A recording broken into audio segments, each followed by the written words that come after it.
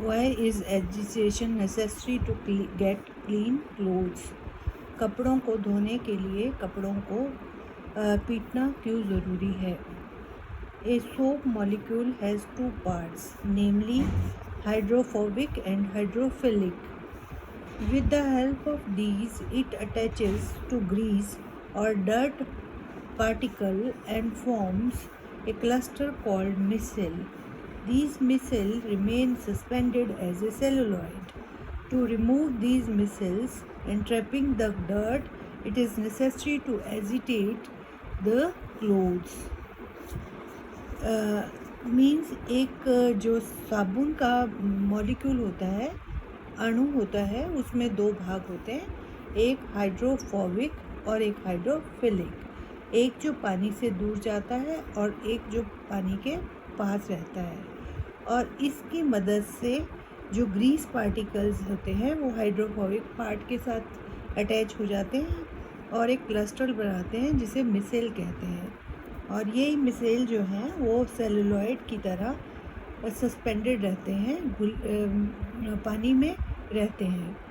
और इन मिसेल्स को निकालने के लिए ज़रूरी होता है कि हम कपड़ों को पीटें। जैसे कि ये उदाहरण में बताया गया है, ये सोप मॉलिक्यूल है जिसमें कि घुलनशील और पानी में घुलनशील, ये दो तरह के पदार्थ होते हैं। जो हाइड्रोफोबिक होता है वो डर्ट के साथ मिल जाता है और वो मिसेल बनाता है। इसी तरह से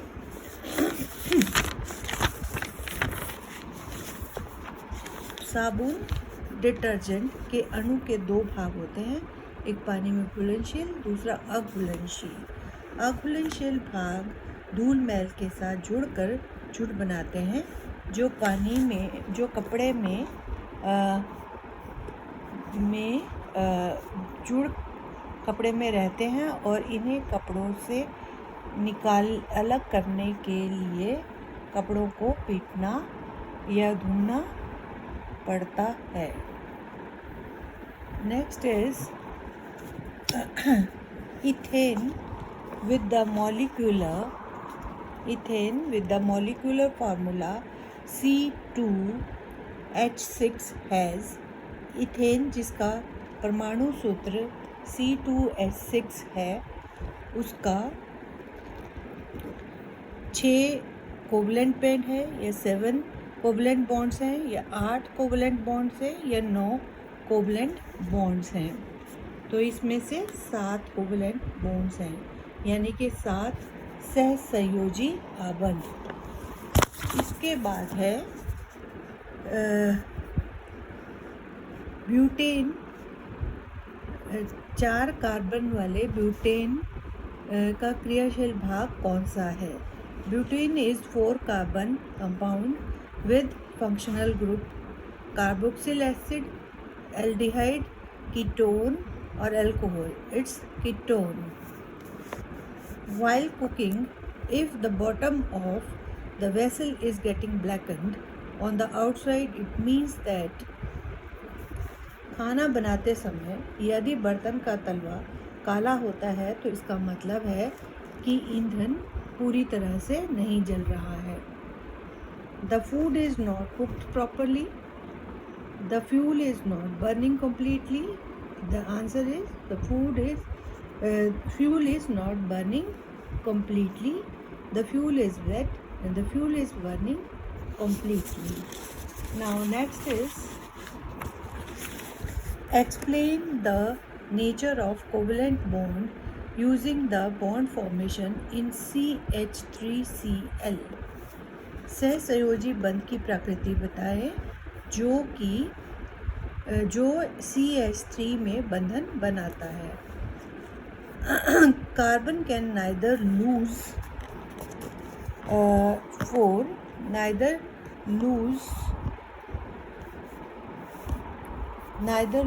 4 of its electron nor gain 4 electrons, as both the processes require extra amount of energy and make the system unstable. Therefore, it completes its octet by sharing its 4 electrons with other carbon atoms, or the atoms of other elements. The bond that are formed by sharing electrons are known as covalent bonds. In covalent bonding, both the atoms share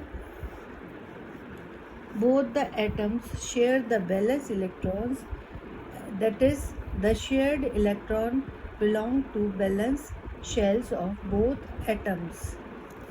जैसे कि C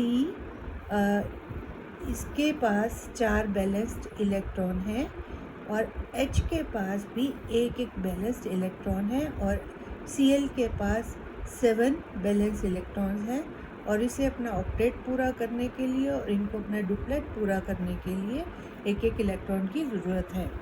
तो इस तरह से इनके अवंध बनते हैं। Here carbon requires 4 electrons to complete its octet, while each hydrogen atom requires 1 electron to complete its duplet. Also, chlorine requires an electron to complete the octet. Therefore, all of these share the electrons, and as a result, carbon forms 3 bonds with hydrogen and 1 with chlorine. In this way, अगर हम इसी को हिंदी में बोले तो carbon ना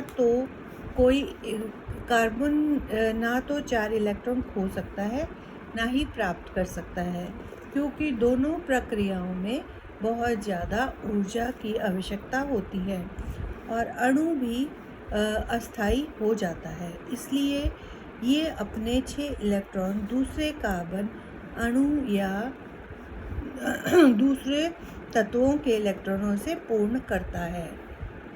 ये बंधन जो इलेक्ट्रॉन के आदान प्रदान से बनते हैं सहसंयोजी अवंध या बंधन कहलाते हैं।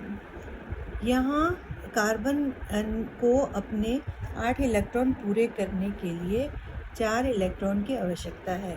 हर हाइड्रोजन को 1 इलेक्ट्रॉन की आवश्यकता है और अपने 2 इलेक्ट्रॉन प्राप्त करने के लिए 1 इलेक्ट्रॉन की आवश्यकता है। इसलिए कार्बन 3 बंधन हाइड्रोजन के साथ और 1 बंधन क्लोरीन के साथ बनाता है।